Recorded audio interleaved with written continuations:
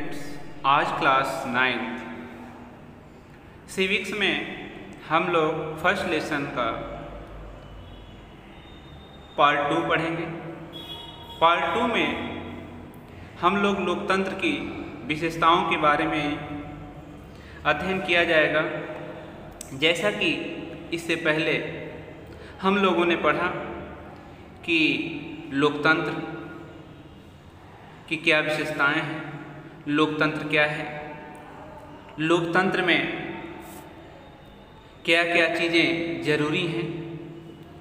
तो इस वीडियो में हम लोग लोकतंत्र की दूसरी विशेषता पढ़ेंगे, स्वतंत्र और निष्पक्ष चुनावी मुकाबला। लोकतंत्र की दूसरी विशेषता है स्वतंत्र और निष्पक्ष चुनावी मुकाबला। जैसा कि पहली विशेषता थी कि लोकतंत्र में प्रमुख फैसले निर्वाचित नेताओं के हाथ में होते हैं, प्रमुख फैसले निर्वाचित नेता लेते हैं, और पाकिस्तान का हम लोग उदाहरण पढ़े। इसमें स्वतंत्र और निष्पक्ष चुनावी मुकाबले में हम लोग चीन और मैक्सिको के उदाहरण से समझेंगे कि वास्तव में लोकतंत्र की यह विशेषता क्या है। यहाँ पर ये उदाहरण है चीन के संसद का। चीन के संसद के सदस्यों का चुनाव किस प्रकार होता है। चीन की संसद का नाम है कु वांगुओ रेममिन दाइवियायो दाहुई। नाम थोड़ा जटिल है। कुआंगुओ रेममिन दाइवियायो दाहुई, जिसको राष्ट्रीय जन संसद कहते हैं। इस संसद का चुनाव प्रत्येक 5 वर्ष बाद नियमित रूप से होते हैं। लोकतंत्र में होना भी चाहिए। इस संसद के 3000 सदस्य हैं। जो राष्ट्रीय जन संसद है उसके 3000 सदस्य हैं। और जब इन सदस्यों का चुनाव होता है तो यह चीन की संसद, जो राष्ट्रीय जन संसद कहलाती है, देश के लिए राष्ट्रपति चुनती है। यहाँ तक तो ठीक है।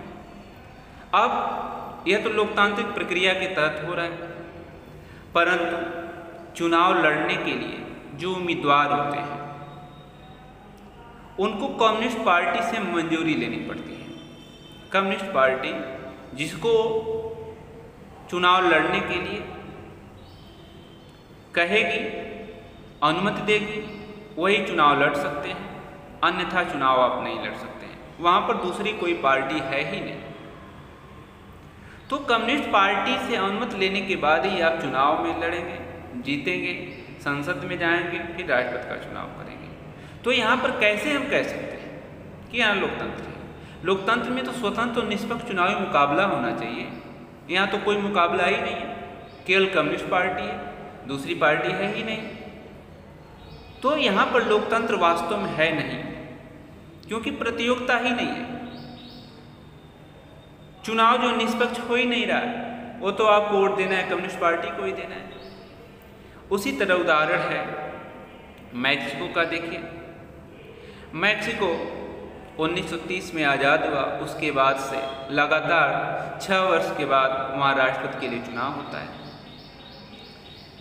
यहाँ पर कभी भी फौजी शासन या तानाशाही नहीं आई।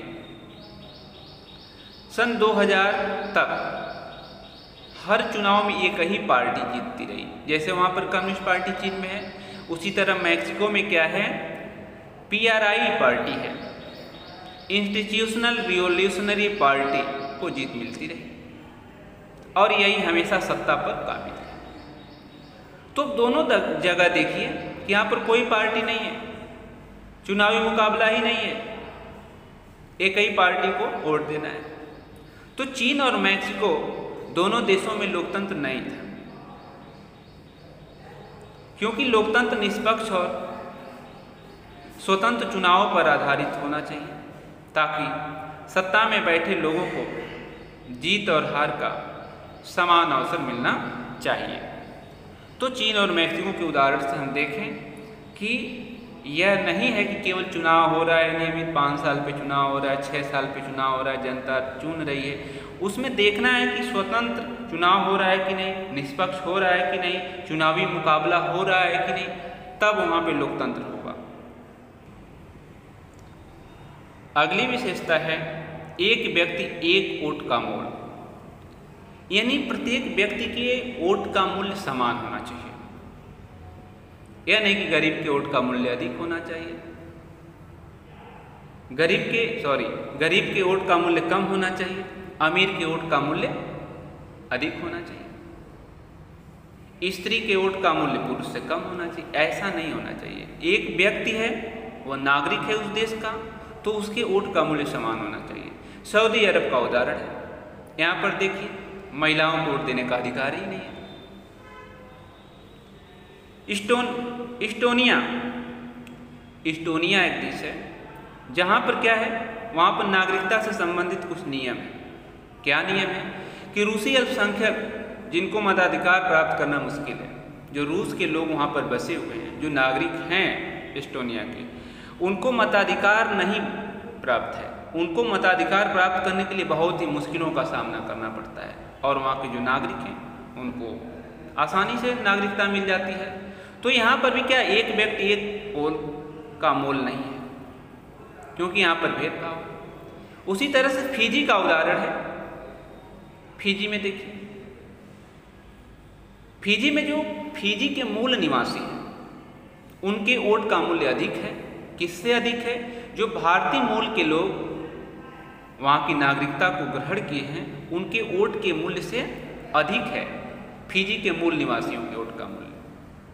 ठीक है, तो फिजी में ये समानता नहीं है, प्रत्येक व्यक्ति के वोट का मूल्य समान नहीं है, इसलिए वहाँ पर हम यह नहीं कह सकते हैं कि लोकतंत्र है। तो लोकतंत्र के लिए क्या होना चाहिए? लोकतंत्र में प्रत्येक वयस्क नागरिक को के वोट का मूल्य समान होना चाहिए, उसके साथ भेदभाव नहीं होना चाहिए।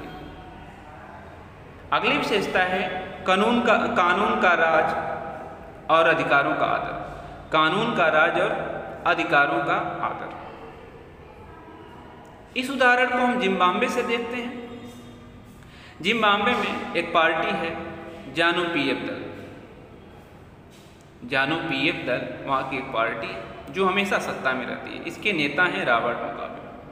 आज़ादी के बाद से ये शासन में थे, यह पार्टी सत्ता में है। क्यों? क्योंकि चुनाव में यह पार्टी जो है जब सत्ता में है तो गलत तरीके अपना करके हमेशा बनी रहती है। तो जिम्बाब्वे का उदाहरण है कि वहाँ पर एक ही पार्टी जानु पीएफ दल है, वही सत्ता में रहती है। नियमित या अनियमित चुनाव होते रहते हैं, चुनाव में गलत तरीके अपनाए जाते हैं। तो यहाँ पर हम नहीं कह सकते हैं कि लोकतंत्र है। चुनाव केवल होने से लोकतंत्र नहीं है, चुनाव की पारदर्शिता देखनी होगी। अब देखिए,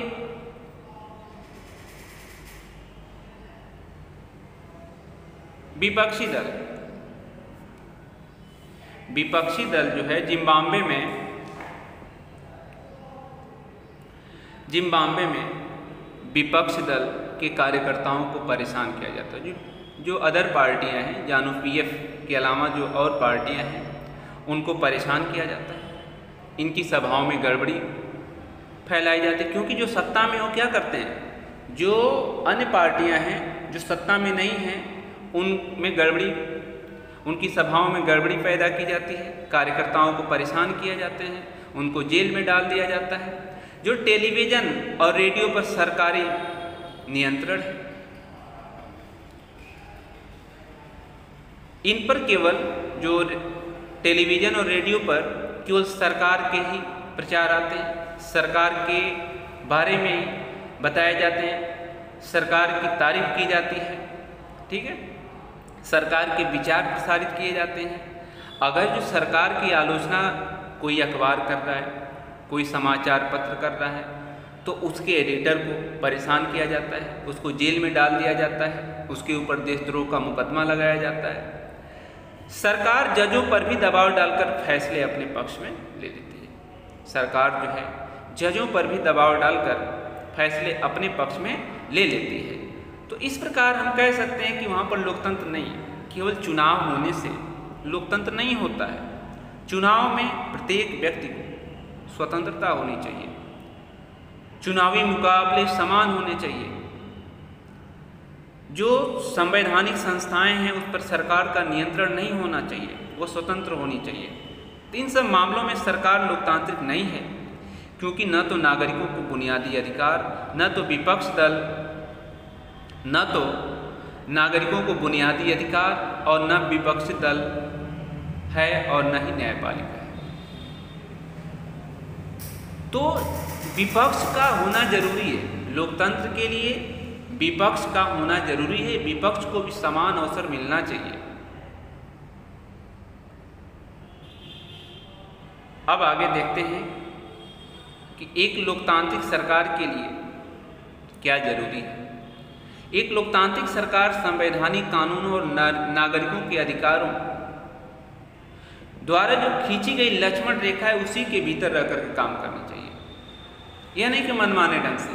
संविधान में जो अधिकार दिए गए हैं सरकार को, नागरिकों को जो संविधान में अधिकार दिए गए हैं, उसकी जो रेखा है उसी के अंदर रह के कार्य करना चाहिए। यह नहीं कि अधिकारों या नागरिकों के अधिकारों का हनन करे। क्यों? क्योंकि सरकार चुनाव से आई है, ऐसा नहीं है।